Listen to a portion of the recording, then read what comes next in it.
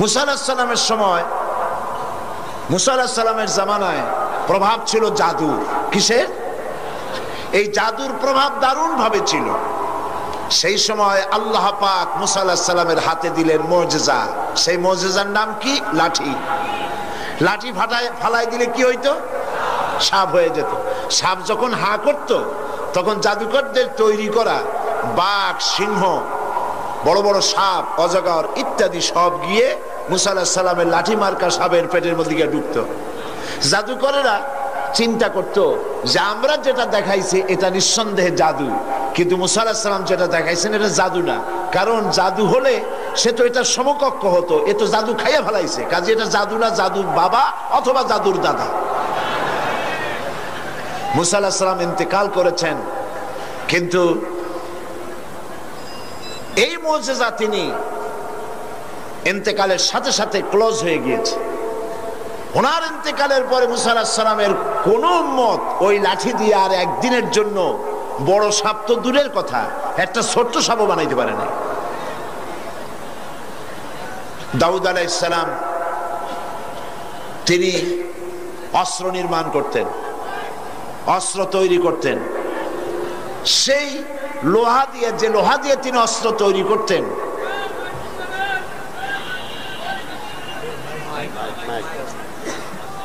মাইকের অপারেটর তিনি খবর রাখুন, পাবেন, আপনারা পাবেন। এই লোহা গলাবার জন্য আগুনের প্রয়োজন হতো না, তিনি লোহা হাতের মুঠায় ধরে চাপ দিলে লোহা পানি হয়ে আঙ্গুলের ফাঁক দিয়ে পড়ে যেত। এটা ছিল তার মুজিজা। সুলাইমান আলাইহিস সালামের মুজিজা ছিল সকালবেলায় বিনা মেশিনে, বিনা ইঞ্জিনের সিংহাসনে বসতেন, বাতাসের উপর থেকে 1 মাসের পথ অতিক্রম করে যেতেন, আবার সন্ধ্যাবেলায় আর 1 মাসের পথ অতিক্রম করতেন। এটা গল্প না কোরআন? কোরআন। ঈসা আলাইহিস সালাম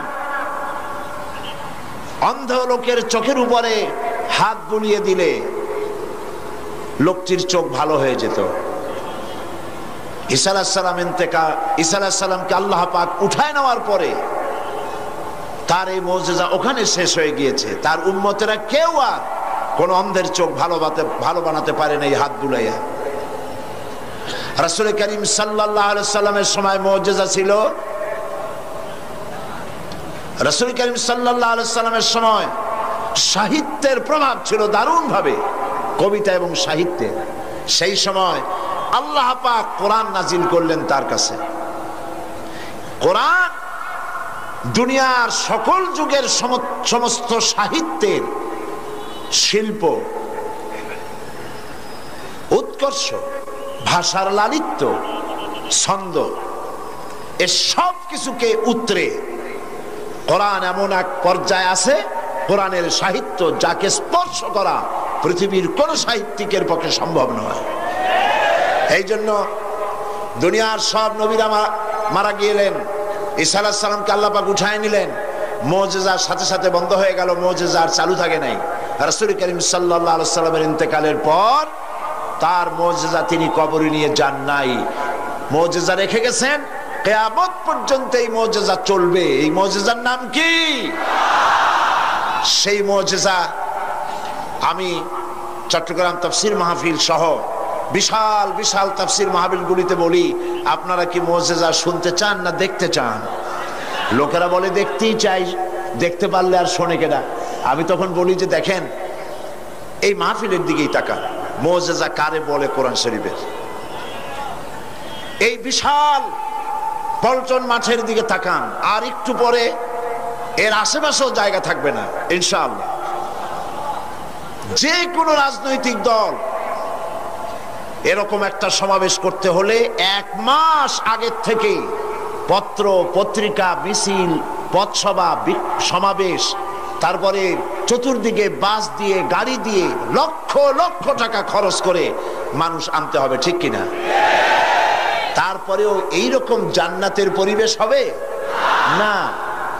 যা দাঁড়ানো তার থেকে, যা বসা তার থেকে দাঁড়ানো বেশি। চতুর্দিকে পুলিশ, বিডিআর, স্বেচ্ছাসেবক হাতে ধরি পায়ে ধরি বসেন বসেন, কথা কইেন না, কে কার কথা শোনে? সিনেবাদাম চাবায়, শুনতে ইচ্ছা হলে শোনে, না হয় আরেক দিকে তাকায় থাকে। কিন্তু দেখুন তো, মাত্র 2-3টা পত্রিকায় বিজ্ঞাপন দেওয়ার সময় পেয়েছে ইসলামী পাঠাগার। পোস্টার নাই, হ্যান্ডবিল নাই, ব্যানার নাই, প্রচার নাই। আল্লাহ রাব্বুল আলামিন তার কোরআনের পাগল, কোরআনের প্রেমিক গোলামদেরকে হাজির করে দিয়েছেন। এটাই কোরআনের মুজিজা। এইটা হলো কোরআনের মুজিজা।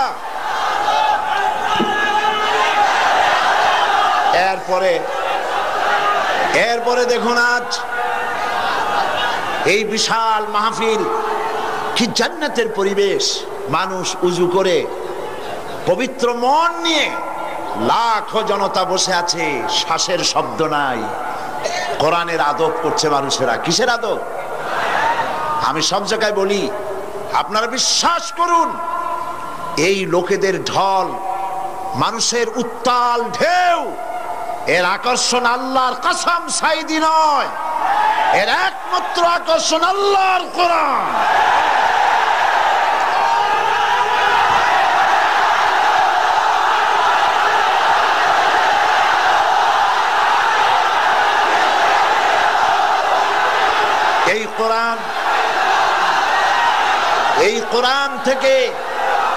এই কোরআন থেকে মানুষকে বিচ্ছিন্ন করা যাবে না। আমি আপনাদের সামনে আলোচনা করব বিমাশিয়াতিল্লাহ তাআলা। আমি তো তেমন কিছু জানি না। সুবহানাকা লা ইলমা লানা ইল্লা মা আল্লামতানা। আল্লাহ যদি দয়া করে তার গোলামকে কিছু বলার জন্য ইহসান করেন, তবেই বলতে পারবো, নইলে আমার কাছে কিছুই নাই। ঢোল যেমন বাড়ি দিলে শব্দ অনেক দূর থেকে শোনা যায়, মনে হয় ভিতরে অনেক কিছু আছে, কিন্তু ঢোলের চামড়াটা ছিঁড়লে দেখা যাবে ভিতরে একদম শূন্য, কিছুই নাই। আমি এরকম একটা শূন্য মানুষ, ছোট্ট মানুষ, আল্লাহর এক গোলাম ছাড়া কিছুই নই। আল্লাহ পাক যদি দয়া করে বলার তৌফিক দেন বলবো। কিন্তু আপনাদেরকে কথা শোনাবার আগে, ওই যে প্রত্যেক দিন সাংবাদিক বন্ধুদেরকে ছেড়ে দিতে হয়, তাদের ব্যাপারে আমি পুরা সময়ের বক্তব্যের সারাংশ তাদের জন্য গুছিয়ে আমার কাছে রাখি, যেটা তাদের বললে ওনারা তাড়াতাড়ি নিয়ে চলে যেতে পারেন পত্রিকায় দেওয়ার জন্য। ওনাদের ব্যাপারে যে কথাগুলি বলবো, এরপরই আমি ওনাদের ব্যাপারে বলার অর্থ হচ্ছে সাংবাদিকদেরকে উদ্দেশ্য করে নয়, গোটা জাতিকে উদ্দেশ্য করে কথা বলছি। ওনারা হচ্ছেন আমাদের বন্ধু। ওনাদের মাধ্যমে কথাগুলি জাতির কাছে পৌঁছে। এটা যদি সবগুলি পত্রিকায় দায়িত্ব পালন করত, তাহলে কিসমত জাতির অনেক ভালো হয়ে যেত।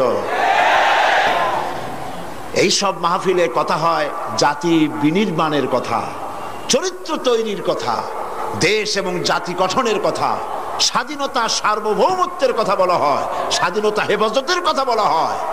সুতরাং এই কথাগুলি পত্রিকায় আসলে গোটা জাতি জানতে পারত, কিসমত ভালো হতো।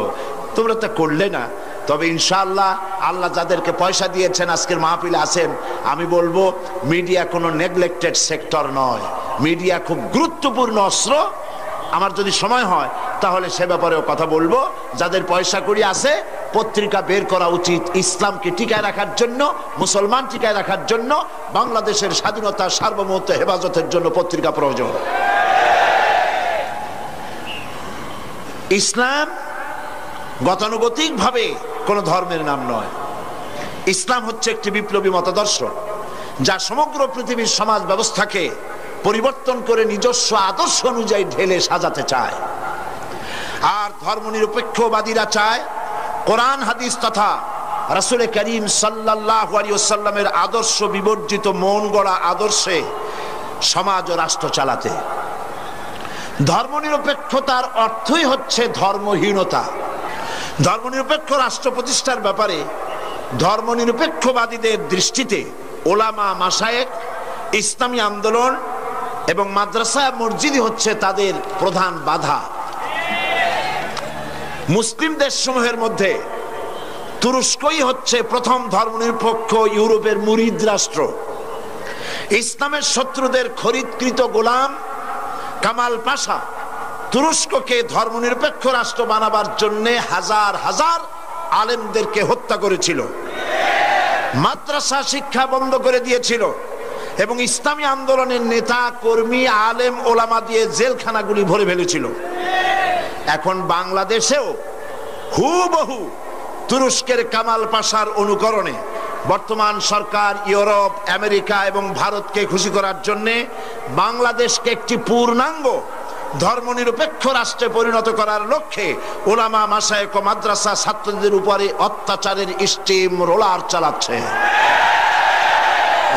অথচ একথা সর্বজনবিদিত যে দেশের ওলামা, মাশায়েখ এবং মাদ্রাসার ছাত্র এবং শিক্ষক সমাজ সবচাইতে বেশি শান্তিপ্রিয় এবং সন্ত্রাস ও দুর্নীতি মুক্ত। যেমন কলেজ বিশ্ববিদ্যালয়গুলোতে এ যাবৎ যত সন্ত্রাসী তৎপরতা এবং হত্যাকাণ্ড ঘটেছে, মাদ্রাসাগুলিতে তার 1000 ভাগের 1 ভাগও ঘটে নাই। কলেজ বিশ্ববিদ্যালয়গুলোতে যত ধর্ষণের ঘটনা ঘটেছে, মাদ্রাসাগুলোতে তার 1,00,000 ভাগের 1 ভাগও ঘটে নাই। দেশের মন্ত্রী, এমপি এবং তাদের রাজনৈতিক সহযোগীরা দেশ স্বাধীনের পর থেকে এ পর্যন্ত যত দুর্নীতি, স্বজনপ্রীতি, সরকারি অর্থ লুটপাট করেছে, দেশের ওলামা, মাশায়েখ বৃন্দ তার 1000 কোটি ভাগের 1 ভাগও করে নাই। তাছাড়া মাদক ব্যবসা, অস্ত্রবাজি, এসিড নিক্ষেপ, চোরাকারবারি এবং অন্যের জমি বাড়ি দখলের কোন একটির সাথেও দেশের আলেম, ওলামা, মাদ্রাসার শিক্ষক, মাদ্রাসা ছাত্রদের দূরতম সম্পর্ক নাই। তারপরও দেশের সরকার এবং ভারতের অর্থে লালিত পত্রিকাগুলি এবং ইসলামের জঘন্য দুশ্মন এনজিও গুলো আর হিন্দুস্তানের পা চাটা গোলাম তথাকথিত বুদ্ধিজীবী এবং কবি সাহিত্যিকরা এক সুরে সমস্বরে আলেম, ওলামা, মাশায়েখ এবং মাদ্রাসা শিক্ষার বিরুদ্ধে বিষোদ্গার করে চলছে এদেশ থেকে ইসলামকে নির্মূল করার জন্য। এ পর্যন্ত গোটা জাতির উদ্দেশ্যে আমি তাফসীরুল কোরআন মাহফিলের পক্ষ থেকে বক্তব্য রাখলাম। দরুদ শরীফ পড়েন। আল্লাহুম্মা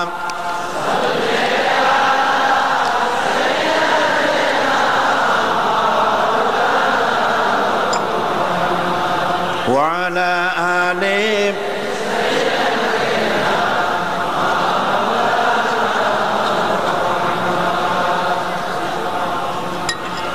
সাল্লি আলা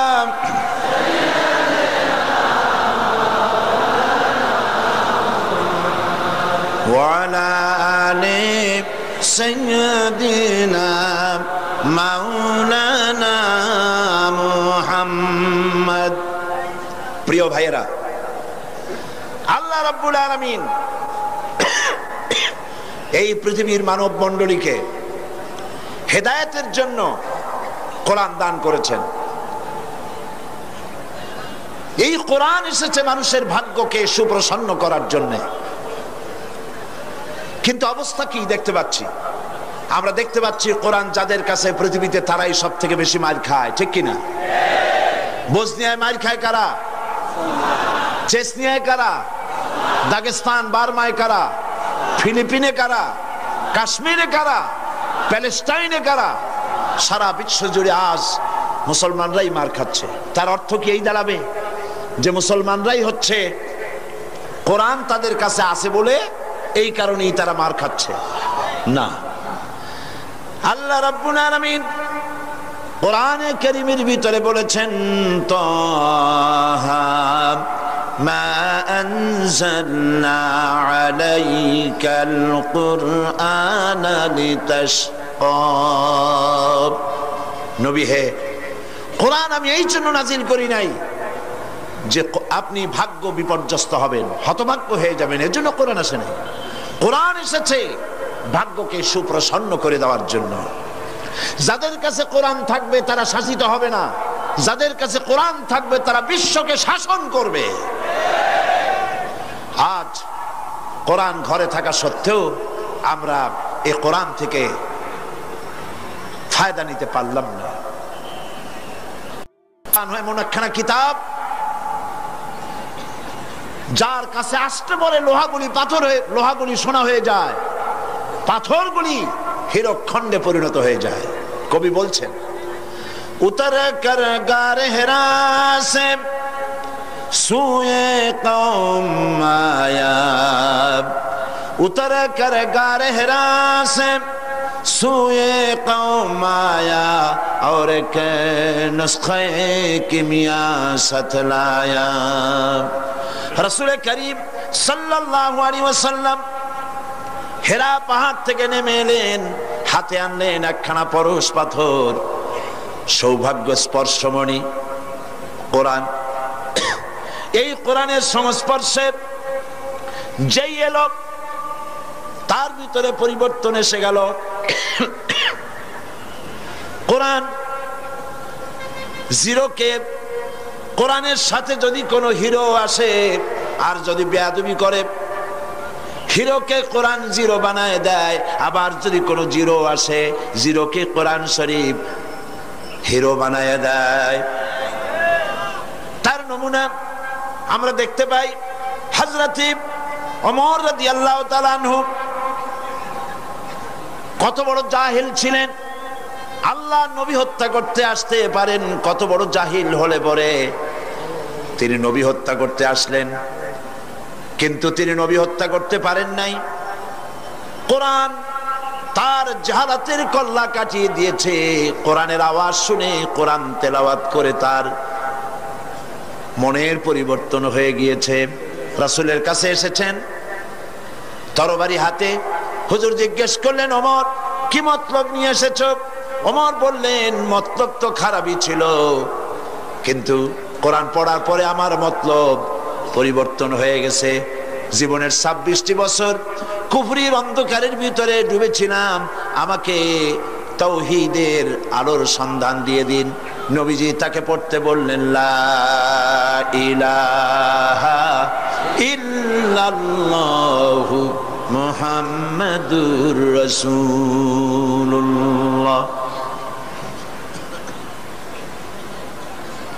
যে ওমর রাসূলকে হত্যা করতে আসলেন, নবীজি বললেন, লা নবিয়্যা বাদি ওয়ালা রাসূলা, আমার পরে নবী বা রাসূল পৃথিবীতে আর আসবে না, কিন্তু আমার পরে যদি কেউ নবী হতো লাকানা ওমর, ওমরকে আল্লাহ অবশ্যই নবী বানায় দিতেন। তাহলে ওমর কোথায় ছিলেন আর কোথা থেকে আল্লাহ তাকে কোথায় নিয়ে গেলেন? ভাবতে অবাক লাগে। হযরত আলী রাদিয়াল্লাহু তাআলা আনহু, ওমর রাদিয়াল্লাহু তাআলা আনহুর জামানায় তিনি রাতের বেলায় ঘুমায় আছেন, স্বপ্নে দেখছেন যেন তিনি নামাজ পড়ছেন রাসূল করিম সাল্লাল্লাহু আলাইহি ওয়াসাল্লামের পেছনে, ফজরের নামাজ। নামাজ শেষ হওয়ার পর রাসূল করিম সাল্লাল্লাহু আলাইহি ওয়াসাল্লাম পেছনের দিকে ফিরে বসেছেন, কথাবার্তা বলছেন। হযরত আলী মসজিদ থেকে বেরিয়েছেন, দরজার কাছে এসে দেখেন এক বুড়ি এক পাত্র খোরমা নিয়ে দাঁড়ানো। বুড়ি বলছেন, আলী আবার ভেতরে যাও, এই পাত্র ভরা খোরমাগুলি নিয়ে আল্লাহর রাসূলকে দাও আর বলো এটি আমার বাগানে, নতুন বাগানের খোরমা, তিনি খাবেন এবং সাহাবায়ে কিরামদের মধ্যে ভাগ করে দিবেন। হযরত আলী ভেতরে প্রবেশ করলেন, হুজুরকে খোরমার পাত্র দিয়ে ঘটনা বিবরণ করলেন। রাসূল করিম সাল্লাল্লাহু আলাইহি সাল্লাম পাত্র থেকে একটি খোরমা উঠায়া হযরত আলীর মুখের মধ্যে দিলেন। হযরত আলী স্বপ্নের ভিতরে খেজুরটি খাচ্ছেন। ইত্যাবসারে ফজরের আজান হলো। আজানের আওয়াজ শুনে হযরত আলীর ঘুম ভেঙে গেল, কিন্তু ঘুম ভেঙেছে ঠিক, রাসূল করিম সাল্লাল্লাহু আলাইহি সাল্লামের হাতের দেওয়া খোরমার স্বাদ তখনও আলীর মুখের মধ্যে রয়েছে। উযু করে মসজিদ নববীতে প্রবেশ করলেন। তিনি দেখতে পাচ্ছেন মসজিদ নববীতে ইমামতির জায়গায় কে দাঁড়ানো? হযরত ওমর রাদিয়াল্লাহু তাআলা। ইসলামের নিয়ম এটা। ইসলামী শাসন ব্যবস্থায় রাষ্ট্রপ্রধান যিনি হবেন তিনি সেই দেশের সব থেকে বড় মসজিদে ইমামতি করার, খুতবা দেওয়ার যোগ্যতা তার থাকতে হবে। হযরত ওমর রাদিয়াল্লাহু তাআলা আনহু ফজরের নামাজ পড়লেন। এখন কিন্তু আর স্বপ্ন না, এখন কি বাস্তব। ফজরের নামাজ শেষ করে হযরতে ফারুক রাদিয়াল্লাহু তাআলা আনহু পেছনের দিকে ফিরে বসেছেন, হযরত আলী উঠেছেন। মসজিদ থেকে বেরোবেন, দরজার কাছে এসে দেখেন এক বুড়ি এক পাত্র খরমা নিয়ে দাঁড়ানো। বুড়ি বলছেন, আলী আবার ভেতরে যাও, এই পাত্র ভরা খরমা নিয়ে আমিরুল মুমিনিনকে বলো এটি আমার নতুন বাগানের খরমা, যেন তিনি খান আর রাসূলুল্লাহর সাহাবীদের মধ্যে যেন ডিস্ট্রিবিউট করে দেন। হযরত আলী দেখছেন কি আশ্চর্য কথা, যা স্বপ্নে দেখলাম তাই বাস্তব হচ্ছে। ভেতরে গিয়ে আমিরুল মুমিনিনকে খরমার পাত্র দিলেন আর ঘটনা শোনালেন। বুড়ি এভাবে পাঠায়েছে, তার নতুন বাগানের খরমা, এই সব বললেন। হযরত ওমর খরমার পাত্র থেকে একটি খরমা উঠিয়ে হযরত আলীর মুখের মধ্যে দিয়ে দিলেন। হযরত আলী খরমা চিবোচ্ছেন, খুব মজা লাগতেছে। হযরত আলী বলছেন, ওমর পাত্রে তো খরমা অনেক আছে, সবাইকে যদি একটা দুইটা করে দাও তারপরেও থাকবে, খরমা খুব মজার, তুমি দাও না আমাকে আর একটা বেশি। জিদনি তামরাতান উখরা, আমাকে আর একটা খরমা দাও। হযরত ওমর বলছেন, ইয়া আলী লাউ আন্না রাসূলুল্লাহ সাল্লাল্লাহু আলাইহি ওয়াসাল্লাম যাদাক লাজিদনাক। হে আলী, রাসূল করিম সাল্লাল্লাহু আলাইহি ওয়াসাল্লাম স্বপ্নের ভেতরে তোমাকে যদি একটার বেশি খরমা দিতেন, আমিও তোমাকে একাধিক খরমা দিয়ে দিতাম। হযরত আলী রাদিয়াল্লাহু তাআলা আনহু বলছেন, ইয়া ওমর আহিয়া রুইয়া রাআইতাহা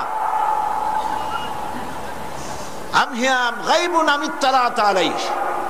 এটা কি, এটা কি তুমি স্বপ্ন দেখেছো আমার মতো, না গায়েব থেকে তোমাকে জানানো হয়েছে?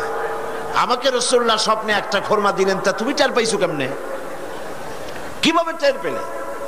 এটা কি স্বপ্ন দেখেছো না গায়েব? হযরত ওমর বলছেন, ইয়া আলী ওয়াল্লাহি মা হিয়া রুইয়া ওয়ালা গায়ব ওয়ালাকিন্নাল মুমিনা ইযা আখলাসা কলবাহু ইয়ারা বিনূরিল্লাহ। মূল বক্তব্য হচ্ছে, হে আলী এটা স্বপ্নও নয়, এটা গায়েব থেকেও আমাকে জানানো হয়নি। মূল কথা হচ্ছে, আল্লাহর কোন মুমিন বান্দা যখন আল্লাহর জন্য হয়ে যায়, ব্যক্তিতে, পরিবারে, সমাজে, রাষ্ট্রে, জীবনের সব ক্ষেত্রে যদি কোনো মুমিন বান্দা আল্লাহর গোলাম হয়ে যায়, তো আল্লাহর সাহায্যেই সে দেখতে পায়।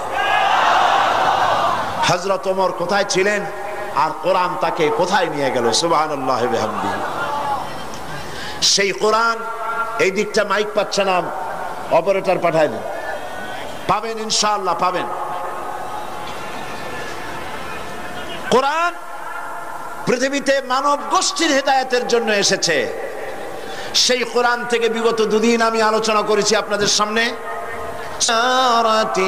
তুজিকুম মিন আযাবিন আলীম তুমিনুনা বিল্লাহি ওয়া রাসূলিহি ওয়া তুজাহিদুনা ফি সাবিলিল্লাহি বিআমওয়ালিকুম ওয়া আনফুসিকুম যালিকুম খায়রুল লাকুম ইন কুনতুম তা'লামুন।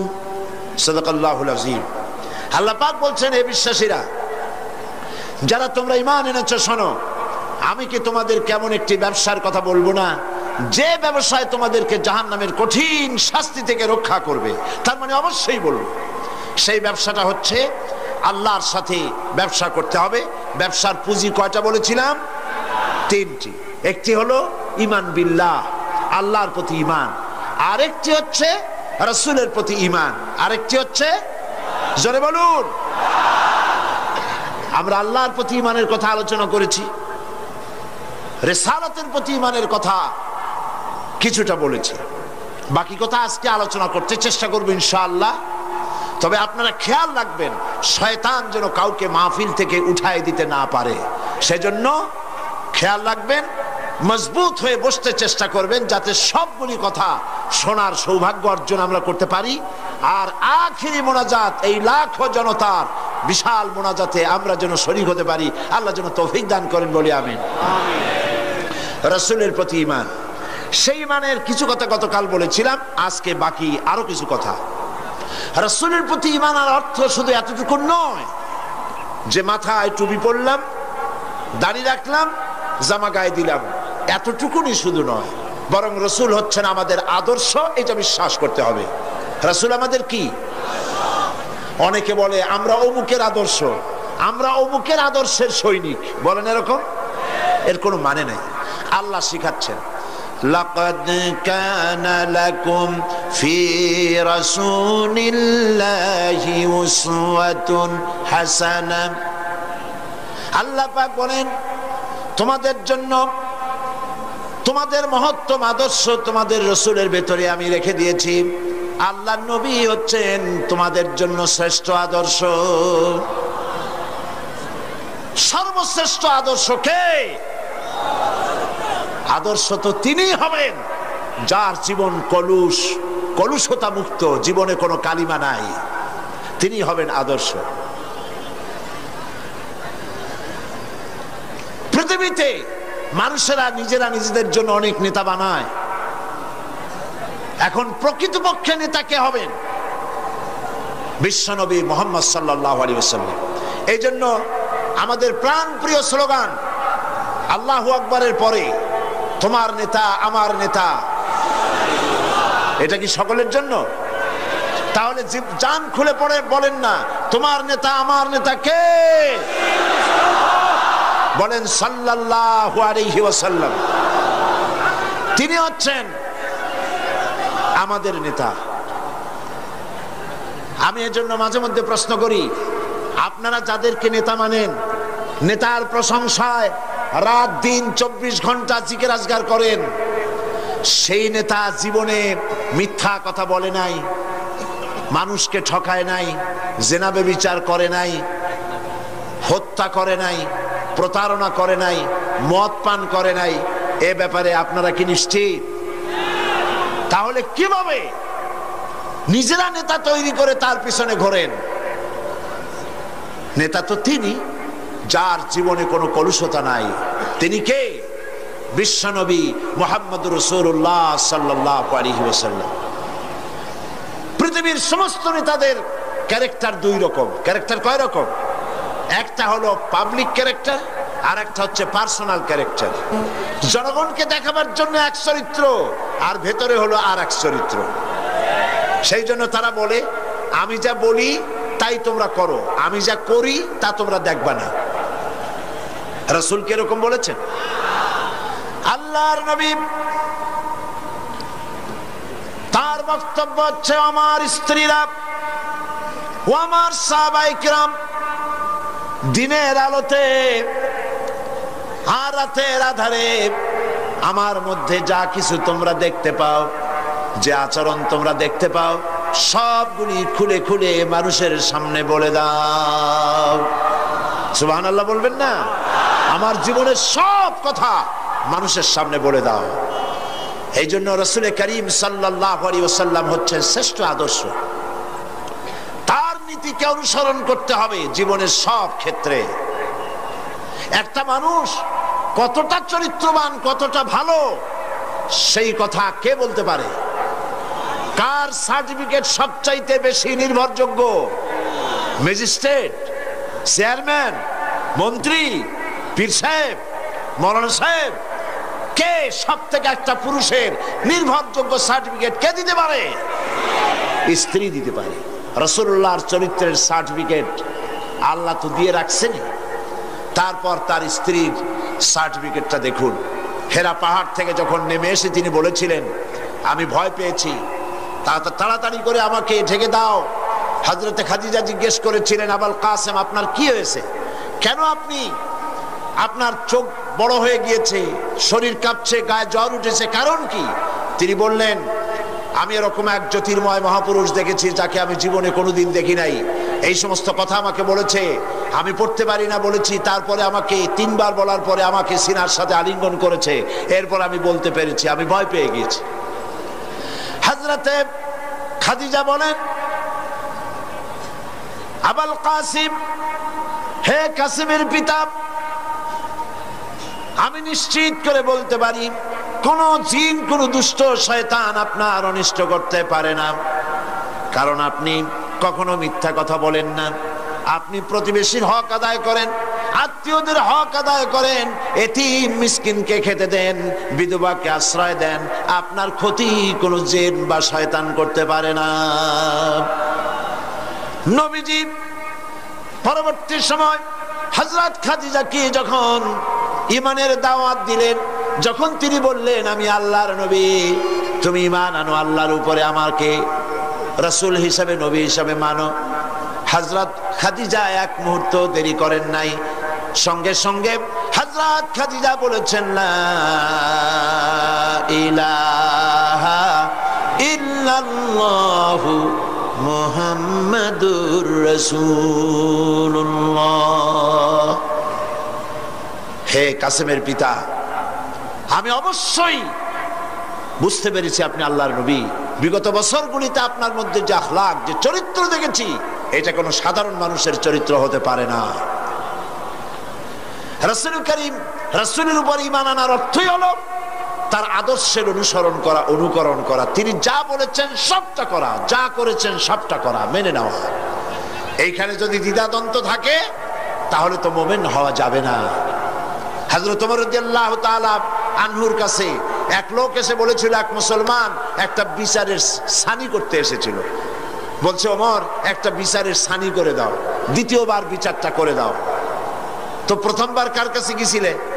তো তিনি বললেন যে আমি প্রথমবার তো মুহাম্মদ সাল্লাল্লাহু আলাইহি ওয়াসাল্লামের কাছে গিয়েছিলাম, আমি মুসলমান মানুষ, আমার বিরুদ্ধে ইহুদি কেস দায়ের করলো, হুজুর সাক্ষী প্রমাণ নিয়ে আমি মুসলমান, নামাজ পড়ি, যুদ্ধে যাই, চাঁদা দেই, আমার বিরুদ্ধে রায়টা দিলেন, এটা কি সঠিক হয়েছে? আপনি বরং এই সবকিছু শুনে মিলে এটাকে দ্বিতীয়বার বিচারটা করে দেন। হযরত ওমর রাদিয়াল্লাহু তাআলা আনহু বললেন দাঁড়াও, অপেক্ষা করো, আমি বিচার করতেছি।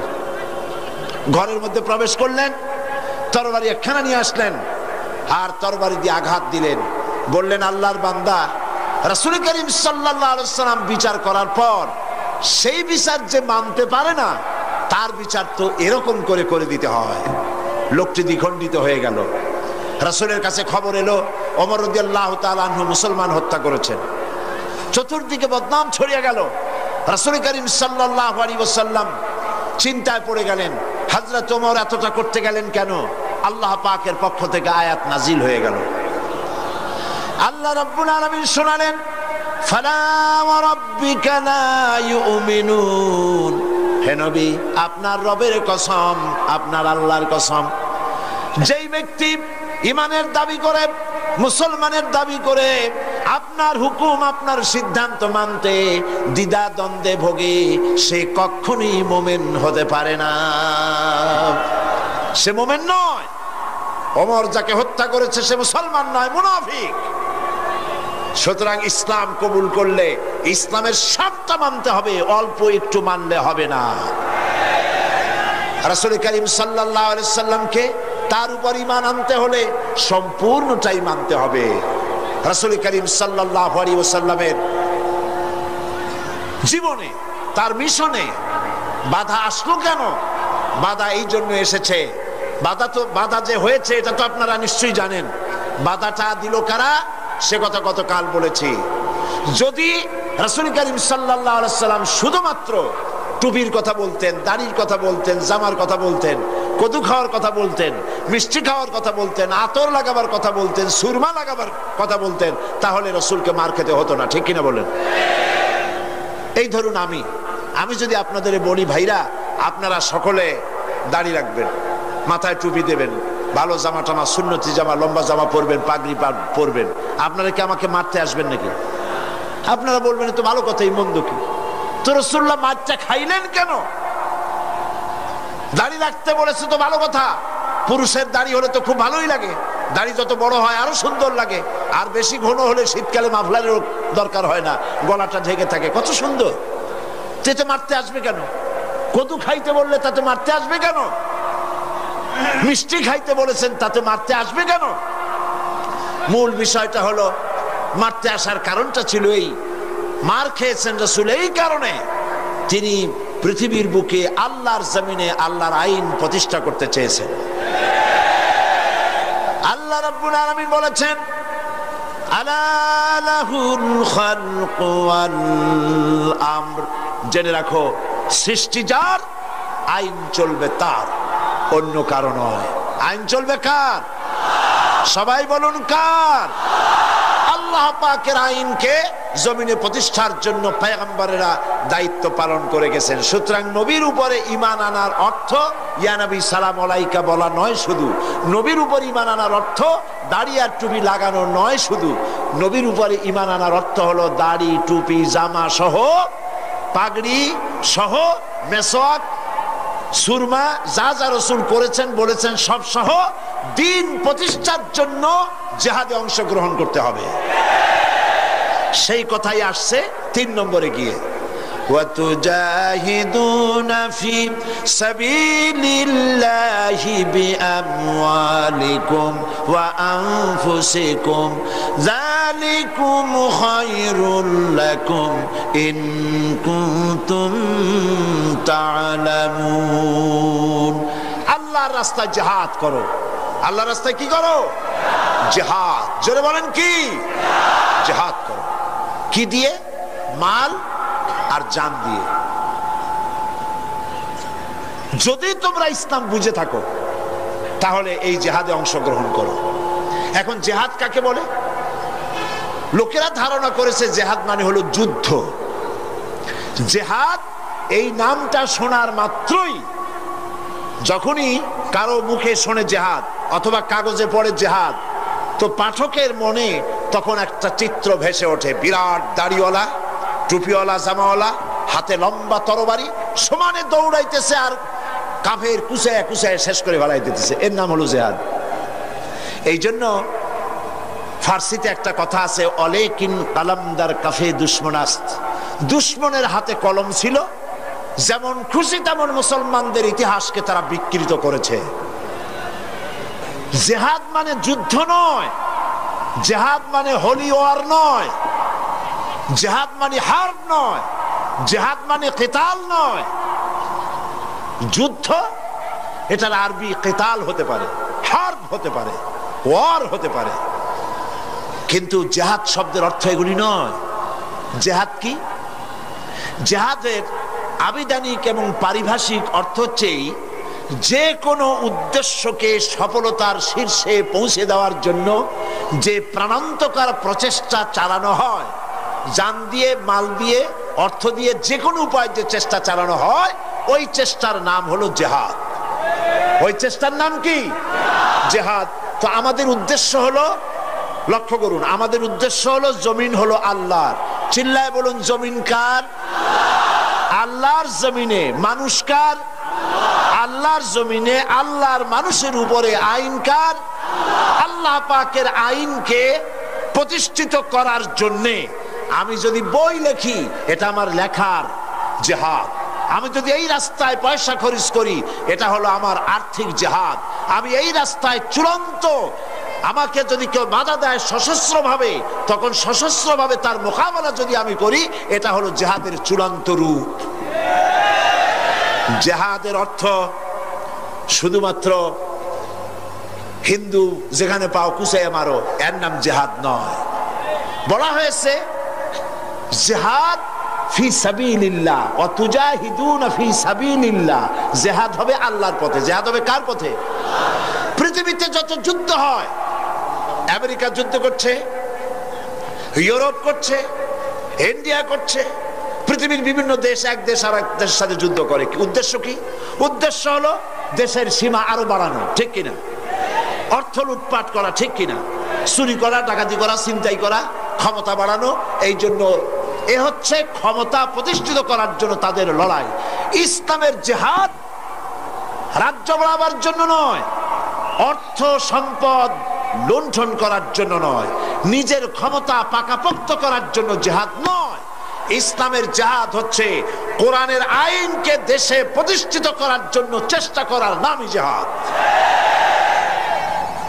এই জিহাদ করে দিন প্রতিষ্ঠা করতে পারলেই শান্তি আসবে, নইলে শান্তি আসবে না। শান্তি প্রতিষ্ঠার জন্য চেষ্টা কি কম হয়েছে পৃথিবীতে? 1920 সনের আগে প্রথম বিশ্বযুদ্ধ হলো। প্রথম বিশ্বযুদ্ধ হওয়ার পর পৃথিবীতে লক্ষ লক্ষ মানুষ মরল, আর্থিক শত শত বিলিয়ন মিলিয়ন ট্রিলিয়ন ডলারের ক্ষতি হলো। আর যেন যুদ্ধ না হয় সেজন্য 1920 সনে তৈরি হলো লিগ অব নেশনস, যাতে যুদ্ধ বিগ্রহ আর না হয়। লিগ অব নেশনস তার সমস্ত প্রচেষ্টা ব্যর্থ হয়ে গেল। 1939 সনে সেকেন্ড গ্রেট ওয়ার, দ্বিতীয় বিশ্বযুদ্ধ শুরু হয়ে গেল। আর এই যুদ্ধ চলল 1945 সন পর্যন্ত। একটানা 6 বছর যুদ্ধ চলল। পৃথিবীর লক্ষ লক্ষ মানুষ নিহত হলো, কোটি কোটি মানুষ সাবারার হলো, বাড়ি গেল, ঘর গেল, ইন্ডাস্ট্রি গেল, দেশ গেল, সব শেষ হয়ে গেল। পৃথিবীতে আর যাতে যুদ্ধ বিগ্রহ না হয় সেজন্য তৈরি হলো ইউনাইটেড নেশনস অর্গানাইজেশন, সংক্ষেপে ইউএনও, আকওয়ামে মুত্তাহিদা। জাতিসংঘ তৈরি হলো। এখন আমার প্রশ্ন, জাতিসংঘ তৈরি হওয়ার পর থেকে দেশে যুদ্ধ বিগ্রহ বন্ধ হয়ে গেছে? বন্ধ হয়েছে? বন্ধ হয় নাই। কারণ কি? কেন বন্ধ হলো না? আমি জাতিসংঘ হেডকোয়ার্টারের সামনে 42nd স্ট্রিট, যেটা হচ্ছে জাতিসংঘ হেডকোয়ার্টারের একদম সামনে, এইখানে আমি মাহফিল করেছি। প্রায় 1.5 লাখের মতো লোক এখানে উপস্থিত ছিল। পুরা রাস্তা খালি করা ছিল। সেটা ছিল মুসলিম ডে, প্যারেড ডে। সেইখানে